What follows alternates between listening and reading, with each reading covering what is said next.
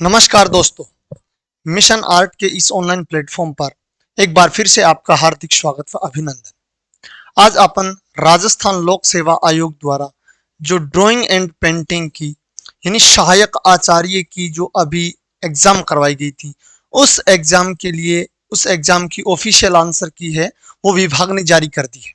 तो आज हम ड्राइंग एंड पेंटिंग के लिए जो पेपर सेकंड हुआ था, उस सेकंड पेपर की आंसर की देख रहे हैं कि विभाग ने किन प्रश्नों को क्या माना है। अगर आपको विभाग द्वारा जो आंसर की जारी की गई है, इन आंसर की में अगर आपको कोई ऑब्जेक्शन है तो विभाग अभी भी ऑब्जेक्शन लगवाएगा। तो आप ऑब्जेक्शन जरूर लगाना और कमेंट सेक्शन में जरूर बताना कि इसका आंसर है ये विभाग के द्वारा गलत माना गया है। प्रश्न नंबर 1, अभिकथन ए, किसी रूप को प्रभाविता प्रदान करने के लिए उसे अलंकृत पृष्ठभूमि में चित्रित करना चाहिए। यानी अलंकृत पृष्ठभूमि में चित्रित करना चाहिए, यानी कहना यह चाहता है कि किसी रूप को प्रभाविता प्रदान करने के लिए उसे अलंकृत पृष्ठभूमि में चित्रित करना चाहिए। ये कोई जरूरी नहीं है कि यह चित्रित किया जाना चाहिए, यानी यह कथन गलत है, क्योंकि अलंकृत स्थान का आकर्षण रिक्त स्थान से अधिक होता है। ये बात तो सही है। तो अपन को ढूंढना है ए असत्य है और आर सत्य है। ए असत्य है और आर है जो सत्य है। अगला प्रश्न, आकृति की आवृत्ति द्वारा चित्र में क्या प्रभाव उत्पन्न होता है। यानी आकृति की आवृत्ति, यानी अगर आकृति की आवृत्ति होती है तो आकृति की आवृत्ति के द्वारा चित्र में क्या प्रभाव उत्पन्न होता है। आकृति की आवृत्ति के द्वारा चित्र में है जो प्रवाह उत्पन्न होता है, यानी आकृति की आवृत्ति के द्वारा चित्र में प्रवाह उत्पन्न होता है। अगला प्रश्न, माइकल एंजेलो ने मानव देहाकृति को कितने भागों में बांटा। यानी माइकल एंजेलो ने मानव देहाकृति को कितने भागों में बांटा था। यह बांटा था 8 भागों में। अगला प्रश्न, दृष्टि के कोण के कारण आकारों में छोटेपन यानी आकारों में छोटापन आता है, उसे क्या कहते हैं। यानी दृष्टि के कोण के कारण आकारों में जो छोटापन आ जाता है, वो छोटापन किस कारण से आता है, यानी उसको क्या कहा जाता है। उसको कहा जाता है स्थितिजन्य लघुता। अगला प्रश्न, सीधी लंबवत रेखा का प्रयोग चित्र में कौन सा भाव लाता है। यानी सीधी लंबवत रेखा है, अगर सीधी लंबवत रेखा है उसका प्रयोग अपन चित्र में करें तो वो कौन सा भाव दर्शाता है। वो भाव दर्शाता है स्थायित्व का, ये स्थायित्व का भाव दर्शाता है। अगला प्रश्न, सममित रूप का उदाहरण है। यानी निम्नलिखित में से ऐसे कौन से जो आकार है जो सममित यानी सिमेट्रिक फॉर्म में दर्शाता है। तो जो सिमेट्रिक फॉर्म दर्शाता है वो दर्शाता है गिलास। जो सिमेट्रिक फॉर्म दर्शाता है वो दर्शाता है गिलास। अगला प्रश्न, प्लेटो ने आकृति के कितने भेद किए हैं। यानी प्लेटो ने आकृति के कितने भेद किए हैं। तो प्लेटो ने आकृति के 3 भेद किए हैं। अगला प्रश्न, लावण्य सौंदर्य सृजनात्मकता का प्रभाव किस रूप में उत्पन्न होता है। यानी लावण्य सौंदर्य सृजनात्मकता का जो प्रभाव है वो किस रूप में उत्पन्न होता है। तो वो रूप होता है अंडाकार के रूप में, यानी वो है जो अंडाकार रूप में उत्पन्न होता है।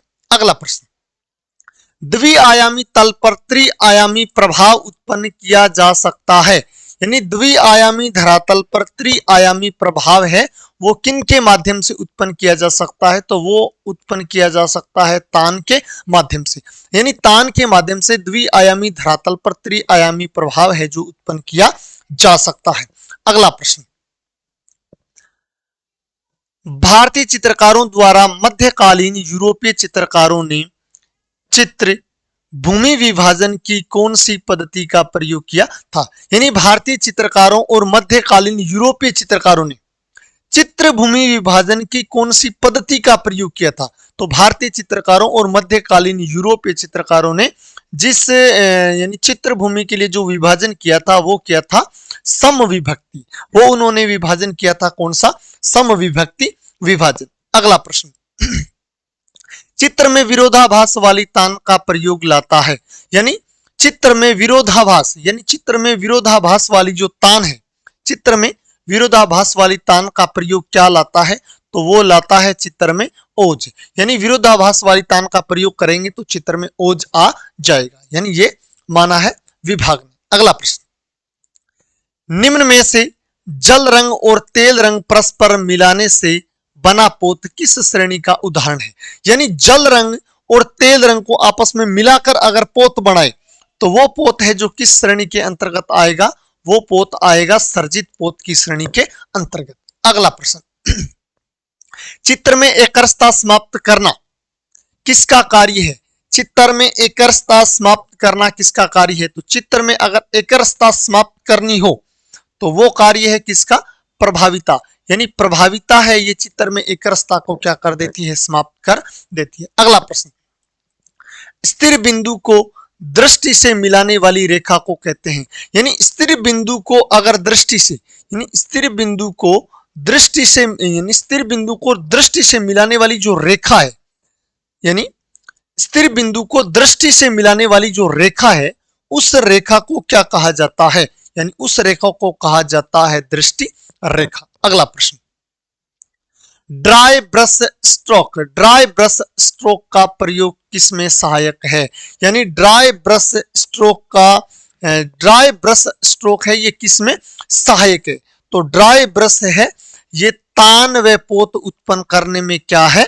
सहायक है। यानी ड्राई ब्रश है जो तान व पोत उत्पन्न करने में क्या है? सहायक। अगला प्रश्न, कंपनी शैली के चित्रों में किस प्रकार का पोत विशेष रूप से दर्शाया गया है? यानी कंपनी शैली में किस प्रकार का पोत है जो विशेष रूप से दर्शाया गया है या सर्वाधिक दर्शाया गया है? वो है सर्जित पोत। अगला प्रश्न, कंपनी शैली के चित्रकार लालचंद, यानी कंपनी शैली के चित्रकार लालचंद और गोपाल चंद किस चित्रण में अत्यधिक निपुण थे? यानी कंपनी शैली के दो चित्रकार थे, कौन? लालचंद और गोपाल चंद। यानी लालचंद और गोपाल चंद है ये किस लिए किस प्रकार के चित्रण के लिए अत्यधिक निपुण थे? तो इन्होंने, विभाग ने इसका आंसर माना है भित्ति चित्रण। हो सकता है इसका आंसर है वो कुछ अलग है, अपने अलग अलग किताबों में अलग अलग दिया गया है, लेकिन आपको जो लगता है वो आप कमेंट बॉक्स में जरूर लिखें। लेकिन विभाग ने लालचंद और गोपाल चंद को भित्ति चित्रण में निपुण माना है। अगला प्रश्न, सेवकराम, शिवलाल, हुल्लासलाल, झुमकलाल किस चित्रण शैली के प्रमुख चित्रकार थे? यानी सेवकराम, शिवलाल, हुल्लासलाल, झुमकलाल है ये किस शैली के चित्रकार माने जाते हैं? तो ये है जो कंपनी शैली के चित्रकार माने जाते हैं। यानी सेवकलाल, शिवलाल, हुल्लासलाल, झुमकलाल ये है कंपनी शैली के चित्रकार माने जाते हैं। अगला प्रश्न, निम्नलिखित में से कौन अवनींद्रनाथ टैगोर का शिष्य नहीं है? यानी निम्नलिखित में से कौन अवनींद्रनाथ टैगोर का शिष्य नहीं है? तो अवनींद्रनाथ टैगोर का शिष्य है जो के.सी. पानिकर नहीं, क्योंकि नंदलाल बोस, असित कुमार हलदार और सुरेंद्रनाथ गुप्त है ये तीनों अवनींद्रनाथ टैगोर के शिष्य रहे थे। अगला प्रश्न, आइडियल्स ऑफ इंडियन आर्ट नामक पुस्तक के लेखक कौन है? यानी ideals of Indian art, ideals of Indian art नामक किताब है, ये किताब है ईवी हेवेल की। ये किताब किसकी है? ईवी हेवेल की। अगला प्रश्न, तकनीक की दृष्टि से किस कलाकार ने सर्वप्रथम भारतीय कला को पश्चिम की ओर मोड़ा था? यानी तकनीक की दृष्टि से अगर बात करें तो भारत का ऐसा कौन सा कलाकार है जिन्होंने भारतीय कला को पश्चिम कला की ओर मोड़ा था?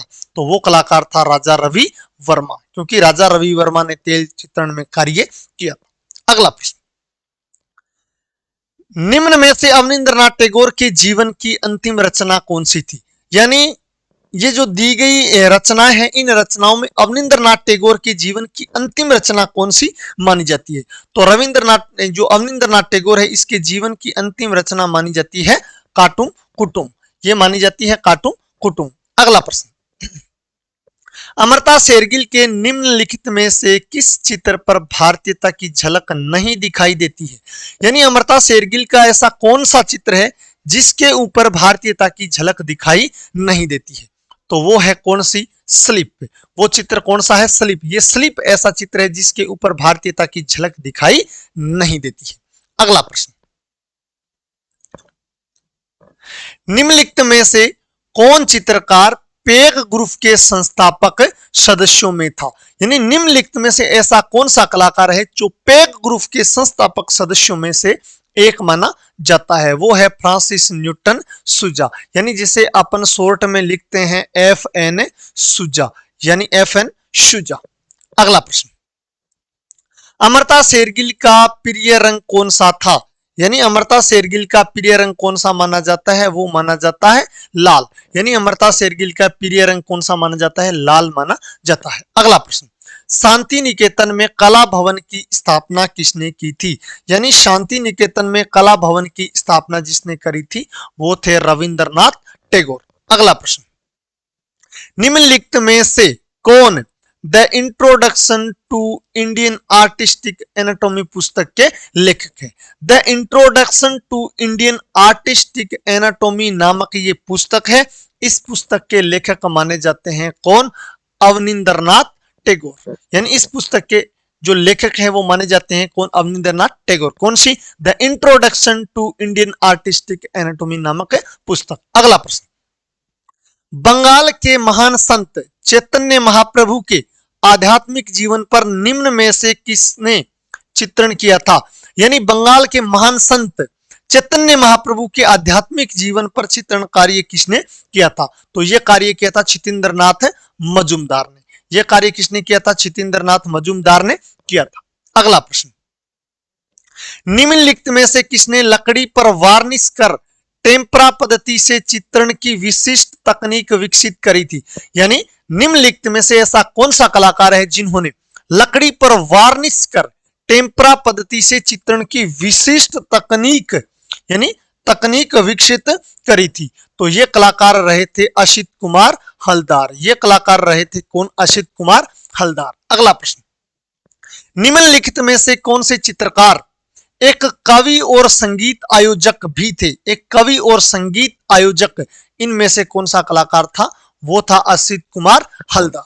अगला प्रश्न, निम्नलिखित में से कौन राम गोपाल चौधरी, देवकी नंदन शर्मा, सुधांशु भूषण राय चौधरी के कलागुरु रहे थे? यानी राम गोपाल चौधरी, देवकी नंदन शर्मा, सुधांशु भूषण राय चौधरी है, इनके कलागुरु कौन रहे थे?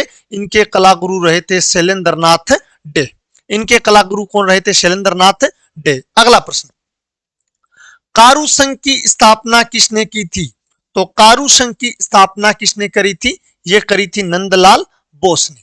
यानी कारु संघ की स्थापना है ये किसने करी थी? नंदलाल बोस ने करी थी। अगला प्रश्न, के हेबर को किस कलाकार का कार्य अधिक पसंद था? यानी के हेबर को किस कलाकार का जो कार्य है वो सर्वाधिक पसंद था? तो के हेबर को अमर्ता शेरगिल का कार्य है ये सर्वाधिक पसंद था। अगला प्रश्न, किस चित्रकार के रेखा चित्रों का संग्रह है सिंगिंग टाइम नाम से छापा गया है? यानी किस चित्रकार के रेखा चित्रों का जो संग्रह है उस संग्रह को सिंगिंग टाइम के नाम से छापा गया है? तो ये छापा गया है किसके चित्रण कार्य को? रेखा चित्रों के संग्रह को के हेबर के रेखा चित्रों के संग्रह को सिंगिंग टाइम के नाम से छापा गया है। अगला प्रश्न, किसकी कला पर साम्यवादी विचारों का प्रभाव दिखाई देता है? यानी किसकी कला पर साम्यवादी विचारों का प्रभाव दिखाई देता है? तो वो है FN सुजा। यानी FN सुजा की कला पर साम्यवादी विचारों का प्रभाव दिखाई देता है। अगला प्रश्न, यह कथन किसका है? मैं हर प्रमुख चीज को सबसे प्रमुख रंग से बनाना चाहता हूं। जो काला है मूल रंग, यही काला रंग सूरज है, मेरे चित्रों का बिंदु भी वह है। यानी यह कथन किसने कहा था कि मैं हर प्रमुख चीज को सबसे प्रमुख रंग से बनाना चाहता हूं और जो काला है वो मूल रंग है, यही काला रंग सूरज है, मेरे चित्रों का बिंदु भी यही रहा है। तो ये किसका है? ये है SH रजा का। ये कथन किसका है? SH रजा का कथन कहा जाता है। अगला प्रश्न, किस चित्रकार को बर्लिन फिल्म महोत्सव का गोल्डन बियर पुरस्कार मिला था? तो बर्लिन फिल्म महोत्सव में गोल्डन बियर पुरस्कार किसको प्राप्त हुआ था? यह प्राप्त हुआ था MF हुसैन को। अगला प्रश्न, ब्लॉक्ड एनर्जी चित्र श्रृंखला निम्नलिखित में से किस कलाकार ने सर्जित करी थी? तो ब्लॉक्ड एनर्जी ये जो चित्र श्रृंखला है ये बनाई थी किसने? तैयब मेहता ने। ये किसने सर्जित करी थी? तैयब मेहता ने सर्जित करी थी। अगला प्रश्न, यह कथन किसका है? मेरे म्यूरल पेंटिंग शैली से अत्यधिक प्रभावित रहते हैं। यानी मेरे म्यूरल है जो पेंटिंग शैली से अत्यधिक प्रभावित रहते हैं। ये बात किसने कही थी? ये बात कही थी सतीश गुजराल ने, क्योंकि सतीश गुजराल ने ही सर्वाधिक म्यूरल बनाए थे।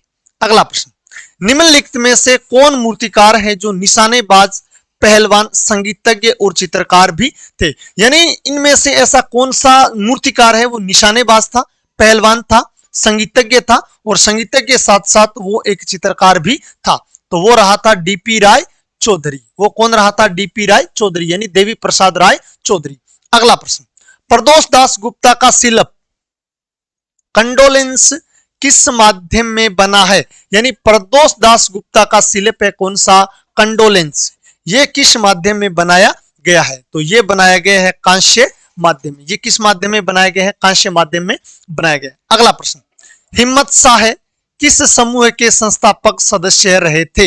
यानी हिम्मत शाह ये किस समूह के संस्थापक सदस्य रहे थे? तो हिम्मत शाह रहे थे ग्रुप 1890 के संस्थापक सदस्य। अगला प्रश्न, धनराज भगत का शिल्प द किस कौन से माध्यम का बना है? यानी धनराज भगत का शिल्प है, प्रसिद्ध शिल्प है कौन सा? द किस। ये कौन से माध्यम में बना है? तो धनराज भगत का प्रसिद्ध शिल्प जो द किस है ये लकड़ी माध्यम में बना है। अगला प्रश्न, निम्न में से किसके शिल्पों में चिड़िया, जानवर, कीड़े मकोड़े, सांप आदि दिखाई देते हैं? यानी चिड़िया, जानवर, कीड़े मकोड़े, सांप आदि किसके चित्रों में या किसके शिल्पों में दिखाई देते हैं? तो ये दिखाई देते हैं नागजी पटेल के। यानी नागजी पटेल के शिल्पों में चिड़िया, जानवर, कीड़े मकोड़े, सांप आदि दिखाई देते हैं। अगला प्रश्न, लेडी विद डॉग नामक मूर्ति शिल्प के मूर्तिकार कौन है? यानी लेडी विद डॉग नामक जो शिल्प है इसका मूर्तिकार, यानी इसका मूर्तिकार कौन है? तो इसका मूर्तिकार माना जाता है राम किंकर बेंज को। अगला प्रश्न, स्थापक की दृष्टि से कोणार्क के सूर्य मंदिर को कितने भागों में बांटा गया है? तो कोणार्क के सूर्य मंदिर को स्थापत्य की दृष्टि से 4 भागों में बांटा गया है। अगला प्रश्न, निम्नलिखित में से किस मंदिर को पंचरथ भी कहा जाता है? यानी ऐसा कौन सा मंदिर है जिसको पंचरथ कहा जाता है?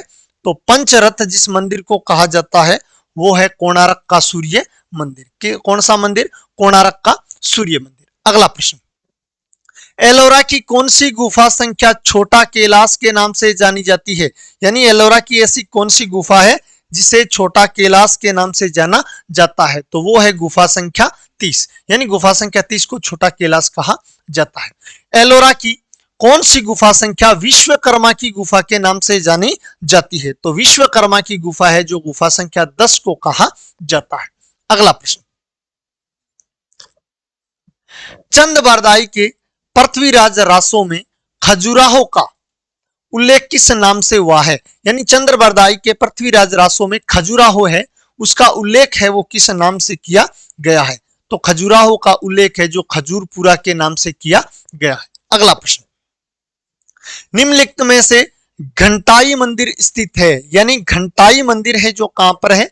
ये घंटाई मंदिर है जो खजुराहो में है। घंटाई मंदिर कहां है? खजुराहो में। अगला प्रश्न, हाथी की वह मूर्ति जिसके कारण धारापुरी टापू का नाम बदलकर एलिफेंटा रख दिया था वह अब कहां स्थित है? यानी धारापुरी जो टापू है इसकी एलिफेंटा यानी वह कौन सी मूर्ति है जिसके कारण इसका नाम क्या रख दिया गया था? एलिफेंटा रख दिया गया था। तो वो है विक्टोरिया गार्डन संग्रहालय मुंबई में। वो कहां है अब वर्तमान में? विक्टोरिया गार्डन संग्रहालय में है। यानी कौन सी हाथी की मूर्ति है जो वर्तमान में कहां सुरक्षित है? विक्टोरिया गार्डन संग्रहालय मुंबई में सुरक्षित है। अगला प्रश्न, महाबलीपुरम स्थित तट मंदिर में क्षत्रिय सिंहेश्वर मंदिर किस देवता को समर्पित है? यानी महाबलीपुरम स्थित तट मंदिर है जो क्षत्रिय सिंहेश्वर मंदिर है, ये किस देवता को समर्पित है? तो ये है भगवान शिव को समर्पित। अगला प्रश्न, महाबलीपुरम में मुकुंदन यानी मुकुंद नयनार मंदिर किस पत्थर का बना है?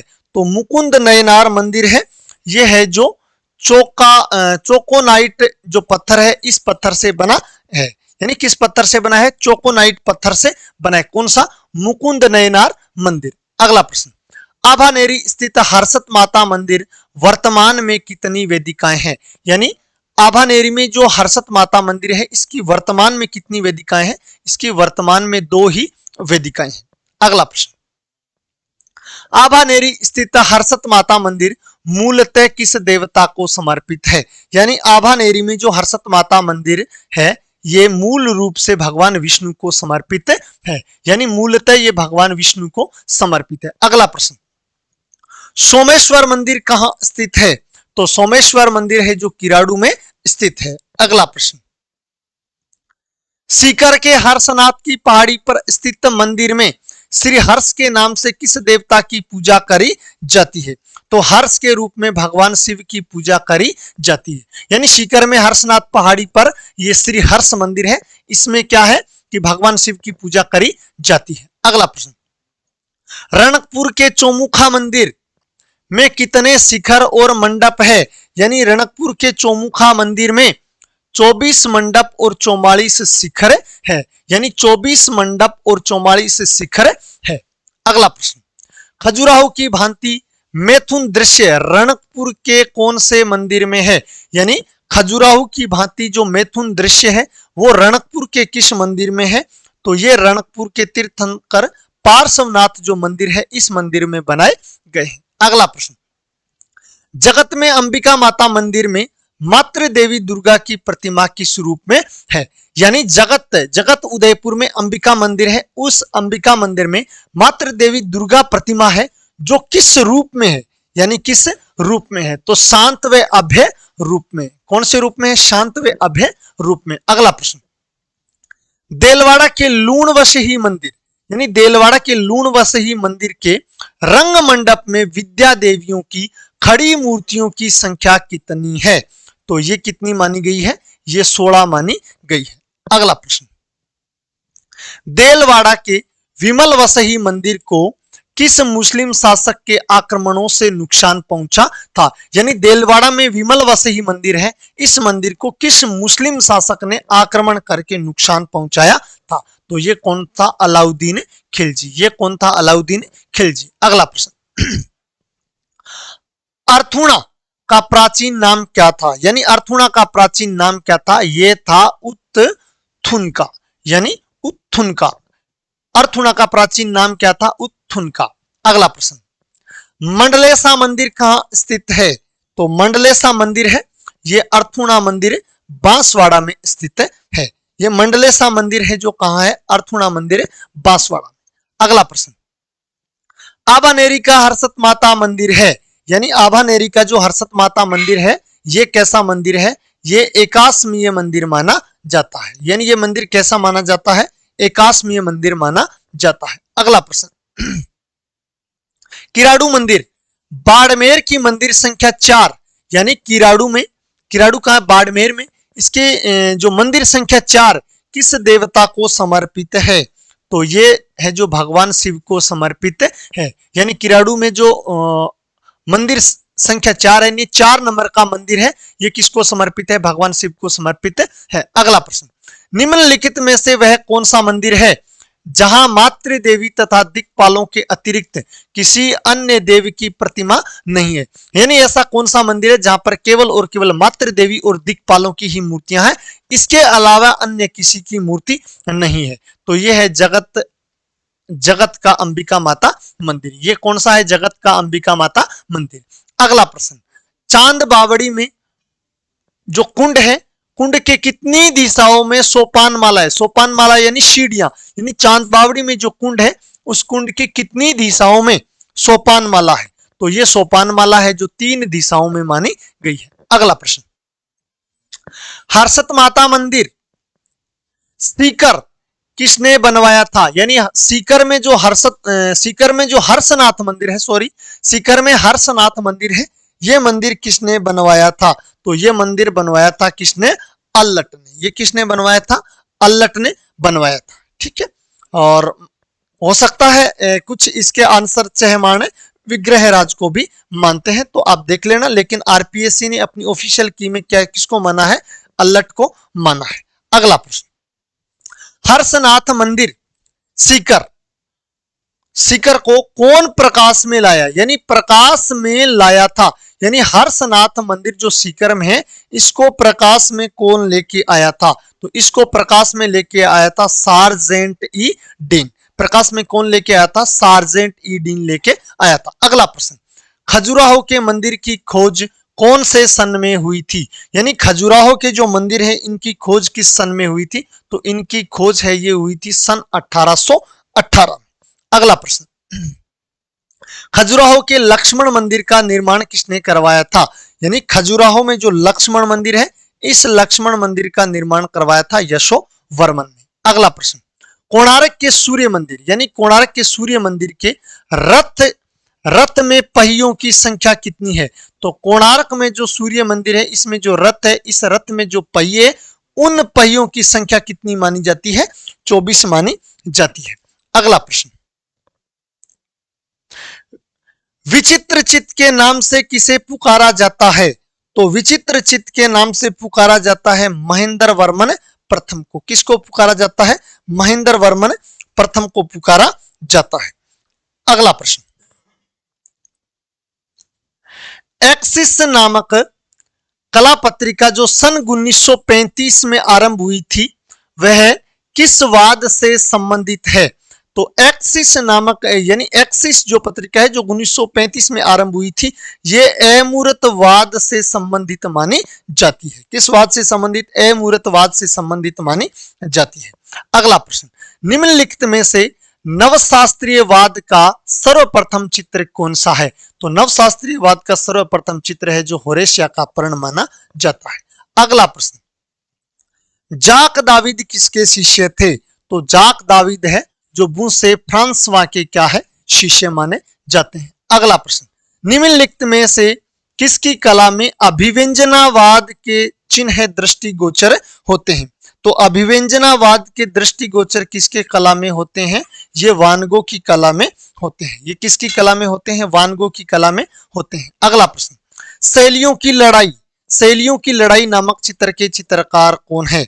तो शैलियों की लड़ाई नामक चित्र है, इसके चित्रकार है ओनार दोमियो। अगला प्रश्न, यह किसका कथन है? मेरे पास कोई कार्यकक्ष नहीं है एवं मेरी समझ में नहीं आता कि कमरे में बंद होकर चित्रकार क्यों काम करना चाहता है। यानी ये कथन किसने कहा था?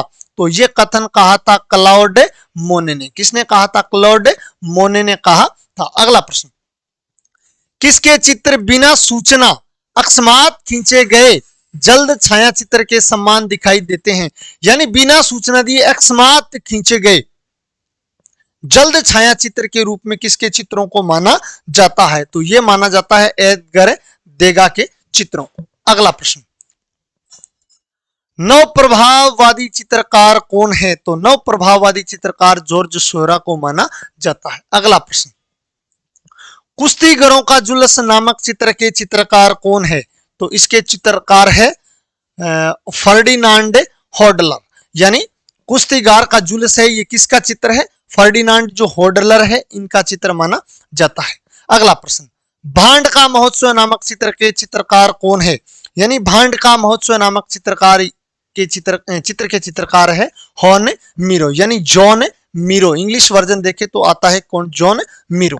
अगला प्रश्न, बुग्गीवाल का नृत्य नामक चित्रकार के चित्र है, इसके चित्रकार कौन है? यानी बुग्गीवाल के जो चित्र, बुग्गीवाल का जो नृत्य है, इसके चित्रकार माने जाते हैं पियर ऑगस्ट रेनॉय। यानी पियर ऑगस्ट रेनॉय को माना जाता है। अगला प्रश्न, किस चित्र का पूर्व नाम सन्नान था? यानी किस चित्र का पूर्व नाम है जो सन्नान था? तो ये था किसका? तरण पर भोजन। ये किसका माना जाता है? तरण पर भोजन का माना जाया। यानी आरपीएससी ने तरण पर भोजन नामक चित्र है, इसका जो पूर्वी नाम है जो किसका माना था? सन्नान माना है। अगला प्रश्न, किस चित्रकार ने कहा कि मेरी मृत्यु पर कोई रस्म न की जाए और केवल उनका मित्र यह बोले कि वह रेखांकन बहुत पसंद करता था, मैं भी करता हूं। यानी ये कथन किस चित्रकार ने कहा था? तो ये कहा था एडगर देगा ने। ये किसने कहा था? एडगर देगा ने ही कहा था। अगला प्रश्न, माने की कृति सूर्योदय एक प्रभाव को किस कला आलोचन ने व्यंग्यात्मक रूप से प्रभाववादी कहा था? यानी माने की कृति कौन से सूर्य उदय का प्रभाव, इसको आलोचनात्मक, यानी किस आलोचक ने व्यंग्यात्मक रूप से यह कहा था कि यह क्या है? प्रभाववादी है। तो यह कहा था लुईल रॉय ने। यह किसने कहा था? लुईल रॉय ने कहा था। अगला प्रश्न, किस चित्रकार के लिए शेल्डन चेनी ने कहा, यानी किस चित्रकार के लिए शेल्डन जो चेनी है इन्होंने कहा था, एक महान सरलीकारक, यथार्थ विरोधी एवं रचनात्मक डिजाइनर है। यह कहा था किसके लिए? यह कहा था अपने जॉर्ज सोरा के लिए। ये किसके लिए कहा था? जॉर्ज सोरा के लिए कहा था। अगला प्रश्न, पेरिस की अर्नुओ कलावीथिका में चित्रित एडवर्ड मुक का विशाल भित्ति चित्र निम्नलिखित में से कौन सा है? तो ये चित्र कौन सा माना जाता है? ये माना जाता है जीवन की चित्रावली। ये कौन सा चित्र माना जाता है? जीवन की चित्रावली। अगला प्रश्न, ईसा का ब्रुसेल्स में प्रवेश नामक चित्र के चित्रकार कौन है? यानी ईसा का ब्रुसेल्स में प्रवेश नामक जो चित्र है इसके चित्रकार माना जाता है जेम्स एनशोर को। जेम्स एनशोर को माना जाता है। अगला प्रश्न, किस चित्रकार ने चित्रकला को संगीत के समान विशुद्ध रूप देने की आवश्यकता को पहचाना था? तो ये किसने पहचाना था? ये पहचाना था पॉल कले ने। पॉल कले ने पहचाना था। अगला प्रश्न, आकारों की विषमता, यानी आकारों की विषमता नामक चित्र है, इसके चित्रकार कौन है? तो इसके चित्रकार है फर्नांड लेजे। अगला प्रश्न, जैक्सन पोलाक की चित्रण विधि को क्रियात्मक चित्रण नाम किसने दिया? तो ये नाम दिया था हेराल्ड रोशनबर्ग ने। यानी जैक्सन पोलाक की जो चित्रण विधि है इसको क्रियात्मक चित्रण विधि नाम किसने दिया था? हेराल्ड रोशनबर्ग ने दिया था। अगला प्रश्न, जिंजर पोर्ट का वस्तु चित्र, यानी जिंजर पोर्ट का वस्तु चित्र है, इस चित्र के चित्रकार कौन है? तो इस चित्र के चित्रकार माने जाते हैं कौन है? मोंद्रियान। अगला प्रश्न, ओप आर्ट का उदय कहां हुआ? तो ओप आर्ट का उदय हुआ था इंग्लैंड में। ओप आर्ट का उदय है जो कहां हुआ था? इंग्लैंड में हुआ था। अगला प्रश्न, द ब्रिज कला समूह है, यानी द ब्रिज कला समूह के सदस्य कौन थे? द ब्रिज कला समूह के सदस्य कौन थे? तो यह है ई एल कृष्णर, ई हेकल, एफ बलेल और के सेमिड रूटलोप। किसको माना जाता है? इनको माना जाता है। Option number 2 is correct. अगला प्रश्न, किस वाद के कलाकारों ने उनकी कला प्रदर्शनी में दर्शकों को कलाकृतियों को तोड़ने और फाड़ने की अनुमति प्रदान करी थी? यानी कलाकारों को कला प्रदर्शनी में, यानी कलाकारों ने दर्शकों को कलाकृतियों को तोड़ने और फोड़ने की जो अनुमति है वो किस वाद के कलाकारों ने प्रदान करी थी? तो वो प्रदान करी थी दादावाद के कलाकारों ने। किस वाद के कलाकारों ने करी थी? दादावाद के कलाकारों ने करी थी। अगला प्रश्न, इनमें से असमान नाम अलग कीजिए, यानी इनमें से ऐसा कौन सा नाम है जो असमान है? तो वो माना जाता है जीवन का आनंद। कौन सा माना जाता है? जीवन का आनंद माना जाता है। अगला प्रश्न, हरी पट्टी नामक चित्र के चित्रकार कौन है? तो हरी पट्टी के चित्रकार माने जाते हैं मातिस। अगला प्रश्न, निम्नलिखित चित्रकारों को वरिष्ठता के क्रम में चुनिए। तो कलाकारों को वरिष्ठता के क्रम में कुर्बे माने पिकासो और जॉन ग्रिस, यानी कुर्बे माने पिकासो और जॉन ग्रिस है, ये सही क्रम में माने जाते हैं। इनमें से कौन यथार्थ अभिव्यंजनावाद का चित्रकार नहीं है? यानी ये जो चित्रकार दिए गए इनमें ऐसा कौन सा चित्रकार है जो यथार्थ अभिव्यंजनावाद का नहीं है? तो यथार्थ अभिव्यंजनावाद का नहीं माना जाता है वो है कौन है? डे कुनिंग। किसको नहीं माना जाता है? डे कुनिंग को नहीं माना जाता है। मैक्स एनसर्ट, साल्वाडोर डाली और इव तांगवी है, इसको यथार्थ अभिव्यंजनावाद का माना जाता है। अगला प्रश्न, निम्नलिखित में से कौन प्रतीकवाद का चित्रकार नहीं है, यानी प्रतीकवाद का चित्रकार कौन नहीं है, यानी देगा है जो प्रतीकवाद का चित्रकार नहीं है।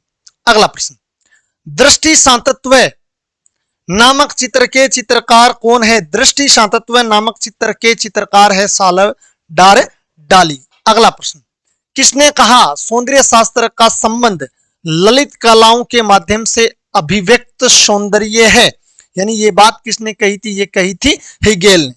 अगला प्रश्न, क्रोचे के प्रभाव के फलस्वरूप कौन से वाद का उद्भव हुआ? यानी क्रोचे के प्रभाव से अभिव्यंजनावाद का उद्भव हुआ, यानी क्रोचे के प्रभाव से कौन सा वाद है जो उद्भव हुआ? तो वो हुआ था कौन सा वाद? अभिव्यंजनावाद। अगला प्रश्न, किसने कहा कला वह है जो सौंदर्य शास्त्र यानी सौंदर्य का प्रकाशन करे और सौंदर्य वह है जो आनंद दे? यानी ये बात किसने कही थी कि कला तो वह है जो सौंदर्य का प्रकाशन करे और सौंदर्य वह है जो आनंद प्रदान करे। तो ये बात कही थी किसने? टॉलस्टॉय ने।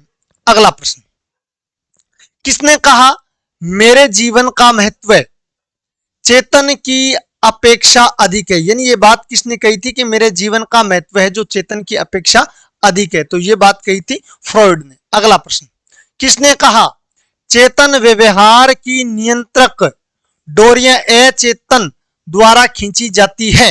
यानी ये बात किसने कही थी? तो ये बात कही थी फ्रॉइड ने। अगला प्रश्न, किसने कहा कला का संपूर्ण क्षेत्र अर्धचेतन मस्तिष्क है? यानी कला का संपूर्ण क्षेत्र है जो अर्धचेतन मस्तिष्क है। तो ये बात भी किसने कही थी? फ्रॉइड ने कही थी। अगला प्रश्न, युद्ध और शांति नामक जो पुस्तक है इस पुस्तक के लेखक कौन है? युद्ध और शांति नामक पुस्तक किसकी है? टॉलस्टॉय की पुस्तक मानी जाती है। अगला प्रश्न, किसने संगीत को महत्व देते हुए नाट्य कला को श्रेष्ठ माना? यानी संगीत को महत्व देते हुए नाट्य कला को श्रेष्ठ किसने माना था? अरस्तु ने माना था। अगला प्रश्न, किसके अनुसार सौंदर्य शिव है जो आनंदप्रद है क्योंकि वह शिव है? तो ये किसने माना था? ये माना था अरस्तु ने। ये भी किसने माना था? अरस्तु ने ही माना था। अगला प्रश्न, किसने कहा ललित कलाएं हवा और धुआं है जो एक विलासितापूर्ण असत्य है? तो ये बात किसने कही थी? संत ऑगस्टाइन ने कही थी। अगला प्रश्न, किसके अनुसार उपयोगी कलाएं अनुकरणात्मक कलाओं से श्रेष्ठ है? यानी उपयोगी कलाएं हैं जो अनुकरणात्मक कलाओं से श्रेष्ठ है। ये बात किसने मानी थी? तो ये बात मानी थी किसने? प्लेटो ने। ये बात किसने कही थी? प्लेटो ने कही थी। अगला प्रश्न, किसने ज्ञान की समस्या पर कार्य किया? यानी ज्ञान की समस्या पर कार्य किसने किया था? ये किया था कांट ने। अगला प्रश्न, क्रिटिक ऑफ प्योर रीजन नामक पुस्तक के लेखक कौन है? तो क्रिटिक ऑफ प्योर रीजन नामक पुस्तक किसकी है? इमैनुअल कांट की। अगला प्रश्न, किसके अनुसार सौंदर्य वस्तुगत तत्व न होकर विशिष्ट अनुभूति का कारण है? तो ये किसके अनुसार है? ये माना जाता है किसके अनुसार? ये भी कांट के अनुसार ही माना जाता है। अगला प्रश्न, किसके अनुसार उपयोगी कला अनुकरणात्मक कलाओं से श्रेष्ठ है? उपयोगी कला अनुकरणात्मक कलाओं से श्रेष्ठ है। ये बात भी किसने कही थी? प्लेटो ने कही थी। अगला प्रश्न, किसके अनुसार अनुकरणात्मक कलाएं उपयोगी कलाओं से श्रेष्ठ है? तो ये बात कही थी अरस्तु ने। ये बात किसने कही थी? ये बात कही थी अरस्तु ने। अगला प्रश्न, किसने ललित कलाओं को 5 भागों में बांटा? यानी ललित कलाओं को 5 भागों में किसने बांटा? तो ललित कलाओं को 5 भागों में बांटा था हेगेल ने। अगला प्रश्न, निम्न में से आकारवाद से संबंध रखते हैं? यानी आकारवाद से संबंध किसका है? तो आकारवाद से संबंध है रोजर फ्राई का। अगला प्रश्न, जर्मन दर्शन का अरस्तु कौन कहलाता है? तो जर्मन दर्शन का अरस्तु है ये हेगेल कहलाता है। अगला प्रश्न, किसके अनुसार कला में संवेग कल्पना पर आधारित होते हैं? यानी किसके अनुसार कला में संवेग है जो कल्पना पर आधारित होते हैं? तो ये किसके अनुसार है? ये रोजर फ्राई के अनुसार है। अगला प्रश्न, किसके अनुसार यानी किसके अनुसार कला प्रतीकात्मक रूप की सृष्टि करती है? यानी किसके अनुसार कला प्रतीकात्मक रूप की सृष्टि करती है?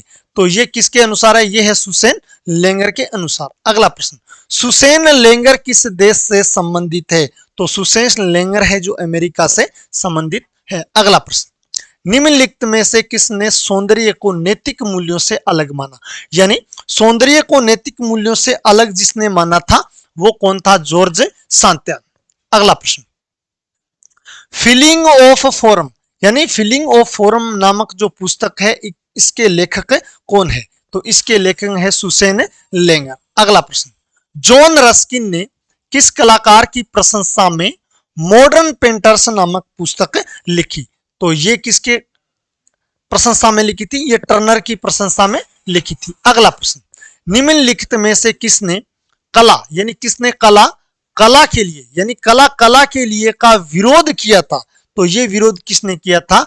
I.A. रिचर्डसन ने कला के लिए विरोध किया था। अगला प्रश्न यानी प्रश्न नंबर 132, हिगेल के दर्शन से किस वाद का जन्म हुआ था?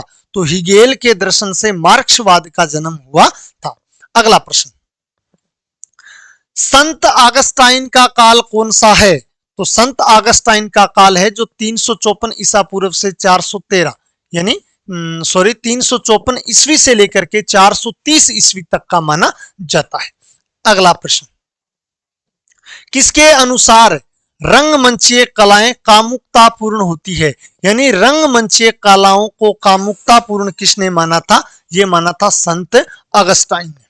अगला प्रश्न, एस्थेटिक शब्द यानी एस्थेटिक शब्द किस भाषा से लिया गया है? तो एस्थेटिक शब्द है जो यूनानी भाषा से लिया गया है, यानी एस्थेटिक शब्द को यूनानी भाषा से लिया गया। अगला प्रश्न, किस रंग की तरंग लंबाई सबसे अधिक होती है?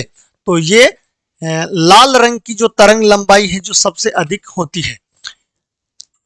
इनमें से बाह्य सौंदर्य का अभिव्यंजक कौन है? यानी बाह्य सौंदर्य का अभिव्यंजक माना जाता है किसे? लावण्य।